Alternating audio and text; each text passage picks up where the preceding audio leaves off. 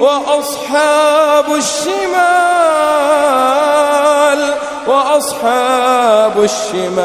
ما أصحاب الشمال في سموم وحميم وظل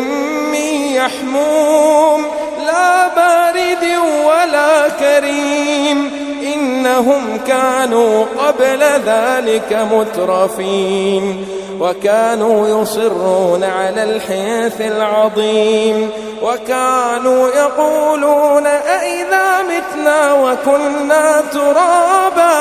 أئذا متنا وكنا ترابا وعظاما أئنا لمبعوثون أو آباؤنا الأولون قل إن الأولين والآخرين لمجموعون إلى ميقات يوم معلوم ثم إنكم أيها الضالون